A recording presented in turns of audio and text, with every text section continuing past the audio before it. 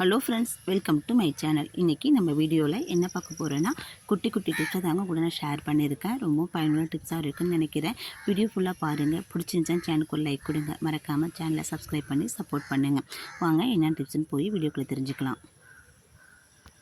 நம்ம வீட்டில் உளுந்து, பருப்பு இது போன்ற மளிகை பொருட்கள் எல்லாம் நிறையா வாங்கி நம்ம ஸ்டோர் பண்ணுவோம். அந்த மாதிரி நேரத்தில் பூச்சி, வண்டு, புழு இதெல்லாம் வச்சிரும். அதுக்கு மாதிரி இல்லாமல் இருக்கிறதுக்கு அதில் 2-3 காஞ்ச மிளகாயை உள்ளார போட்டு நம்ம மூடி வச்சிட்டோம்னா அதில் வண்டு, பூச்சி, புழு இதெல்லாம் பிடிக்கவும் பிடிக்காது. மாதக்கணக்கில் நம்ம வாங்கி வைக்கிற மளிகை பொருள் நமக்கு வீணாக போகாமல் இருக்கும். இந்த மாதிரி 3 காஞ்ச மிளகாயை உள்ளார போட்டுட்டு நம்ம மூடி ஸ்டோர் பண்ணி வச்சிட்டோம்னா நமக்கு மாதக்கணக்கில் இந்த பொருள் வீணாக போகாமல் இருக்கும். ட்ரை பண்ணி பாருங்கள். இப்போ செகண்ட் டிப் என்னென்னு பார்க்கலாம் வாங்க.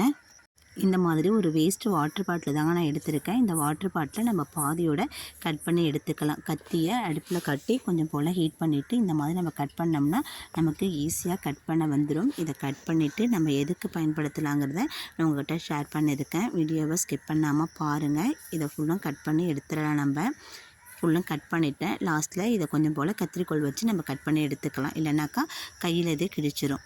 இதை கட் பண்ணி எடுத்துட்டு இதில் உள்ள மூடியையும் நம்ம கழட்டி எடுத்துடலாங்க. கழட்டி எடுத்துட்டு நம்ம இது எதுக்கு பயன்படுத்த போகிறோன்னு பார்த்தீங்கன்னாக்கா, பாத்திரம் வளர்க்குற பஞ்சு, கம்பினார் இந்த மாதிரி பொருளை இதில் போட்டு வச்சுக்கலாங்க. இந்த மாதிரி போட்டு வைக்கும்போது இதிலேருந்து இருக்கிற தண்ணி பூரா அந்த மூடி வழியாக கீழே வடிஞ்சிரும். நம்ம அதை தூக்கி கீழே தண்ணியை ஊற்றிடலாம். பஞ்சு சுத்தமாக இருக்கும். நமக்கு துர்நாற்றமும் வீசாது. நம்ம பஞ்சு அதில் வைக்கும்போது சுத்தமாக கழுவிட்டு வைங்க. அந்த தண்ணி சுத்தமாக நமக்கு வடிஞ்சு வரணும்னா அந்த பாட்டில் அடியில் கூட நம்ம சின்ன ஹோல்ஸ் போட்டு வச்சிட்டோம்னா சுத்தமாக அப்படியே வடிஞ்சிடும். ட்ரை பண்ணி பாருங்கள். பயனுள்ள பதிவாக இருக்குன்னு நம்புகிறேன். வாங்க அடுத்த டிப் என்னென்னு பார்க்கலாம். இதுக்கும் ஒரு வேஸ்ட்டு வாட்டர் பாட்டில் தாங்க எடுத்திருக்கேன். இதை எடுத்துகிட்டு நம்ம என்ன பண்ண போகிறோன்னு பார்த்தீங்கன்னா, இந்த மூடியில் ஒரு ஹோல்ஸ் போட்டு எடுத்துக்க போகிறோம். ஹோல்ஸ் பெருசாக போட்டுறக்கூடாதுங்க. நம்ம சேஃப்டி பின் இருக்குது இல்லையா, அதை அடுப்பில் காட்டி லைட்டாக அந்த ஊக்கு இருக்கிற அளவுக்கு மட்டும் நம்ம ஹோல்ஸ் போட்டு எடுத்துக்கலாம். ஹோல்ஸ் போட்டு எடுத்துகிட்டு உங்கள்கிட்ட நான் காமிக்கிறேன் பாருங்கள். ஹோல்ஸ் போட்டு எடுத்துகிட்டு வந்துட்டேன். இப்போ இதை நம்ம எதுக்கு பயன்படுத்த போகிறோன்னாக்கா, நம்ம ஆயில் தாங்க ஊற்றி வச்சுக்க போகிறோம். நான் இது நல்லெண்ணெய் எடுத்திருக்கேன். இப்படி இந்த ஹோல்ஸ் வழியாக நம்ம எண்ணெய் ஊற்றி தோசை ஊற்றினோம்னாக்கா நமக்கு நிறையா ஆயில் வேஸ்ட் ஆகும்.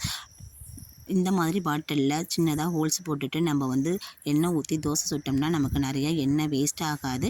நமக்கு எண்ணெயும் ரொம்ப மிச்சமாகும். எண்ணெய் ஊற்றி சாப்பிட பிடிக்காதவங்க கூட இந்த மாதிரி சின்னதாக ஹோல்ஸ் போட்டுட்டு லைட்டாக ஊற்றி தோசை சுட்டு பாருங்கள். சூப்பராக இருக்கும். நமக்கு எண்ணெயும் மிச்சமாகும். ட்ரை பண்ணி பாருங்கள்.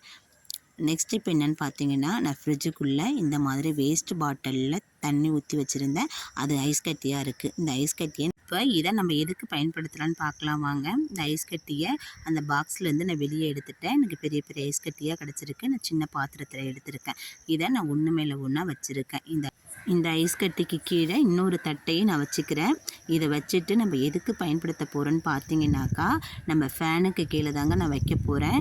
இது ஐஸ் கட்டி நமக்கு நீண்ட நேரத்துக்கு கரையாமல் இருக்கிறதுக்கு இது மேலே கொஞ்சம் போல் நான் கல்லுப்பு தூவிக்கிறேன். கல்லுப்பு கொஞ்சம் கூட தூவிக்கிட்டிங்கன்னா ஐஸ் கட்டி நமக்கு நீண்ட நேரத்துக்கு கரையாமல் அப்படியே இருக்கும். இதுக்கு கீழே நான் சின்ன டவல் எடுத்து நான் வச்சுக்க போகிறேன். ஏன்னா அந்த ஐஸ் கட்டி உருக தண்ணி வடியும் இல்லையா, அந்த தண்ணி எல்லாமே இந்த சின்ன டவலில் பட்டு நனைஞ்சு அதுவும் ஈரமாக இருக்கும். நம்ம படுக்கிற இடத்துல ஃபேனுக்கு கீழே இதை வச்சுட்டா நமக்கு அந்த ஃபேன் காற்றுக்கும் அதுக்கும் நமக்கு சில்லுன்னு காற்று வரும். வெயிலோட தன்மை நமக்கு குறைஞ்சி காமிக்கும். ரெண்டாவது ஃபேன் ஓடிக்கிட்டு இருக்கும் போது அதுக்கு அடியில் வச்சுட்டிங்கன்னா ரூம் ஃபுல்லுமே நமக்கு எப்போவுமே சில்லுன்னு இருக்காப்புல இருக்கும். டே ஃபுல் ஃபேனுக்கு எதுக்கு நீங்கள் வச்சுட்டிங்கனாக்கா நல்ல காற்று சில்லுன்னு வீசுங்க. மதியான நேரத்தில் இந்த ஐடியா நமக்கு ஹெல்ப்ஃபுல்லாக இருக்கும். ட்ரை பண்ணி பாருங்கள். நெக்ஸ்ட் இப்போ என்னென்னு பார்க்கலாம். நான் ஒரு பாத்திரத்தில் நிறையா தண்ணி எடுத்திருக்கேன். தண்ணி எடுத்துகிட்டு இதில் கொஞ்சம் போல் கம்போர்ட் ஊற்றிக்கிறேன். கம்போர்ட் ஊற்றிட்டு நம்ம நல்லா கலந்து விட்டுறலாம். கலந்து விட்டுட்டு இது கூட ஒரு டவல் எடுத்துக்கிறேன். நீங்கள் டவல் பிச்சுட்டு எந்த மாதிரி இருந்தாலும் பரவாயில்ல, அதை எடுத்து தண்ணியில் முக்கிக்குங்க. முக்கிட்டு கொஞ்சம் இதை பிழிஞ்சு எடுத்துக்கலாம். ரொம்ப தண்ணி வடிகிற மாதிரிலாம் புழிய வேண்டாம். லைட்டாக அழுத்தம் கொடுத்து நம்ம இதை பிழிஞ்சு எடுத்துக்கலாம். பிழிஞ்சு எடுத்துகிட்டு இதை நம்ம எதுக்கு பயன்படுத்த போகிறோன்னு பார்த்தீங்கன்னாக்கா, ரூமில் ஃபேனுக்கு கீழே ஒரு சேர் போட்டு தாங்க இதை நான் போட்டுக்க போகிறேன். சேர் போட்டு நம்ம ஒரு மூலையில் இதை போட்டு வச்சிட்டோம்னாக்கா அந்த ஃபேன் ஓட நமக்கு செல்லாப்பாக காற்று வீசும். வெயிலோட தன்மை நமக்கு கொஞ்சம் கூட தெரியாது. வேர்வையும் கம்மியாக இருக்கும். ஃபேன் ஓட நீங்கள் கண்டிப்பாக ட்ரை பண்ணி பாருங்கள். வெய்ய காலத்துக்கு நமக்கு இது ஒர்க் அவுட் ஆகும். ஏசி இல்லாத நேரத்தில் இந்த மாதிரி ட்ரை பண்ணி பாருங்கள். எப்போவுமே சிலுசிலுன்னு காற்று வீசும். இதை சேர் மேலே தான் போடணுங்கிறது கிடையாதுங்க.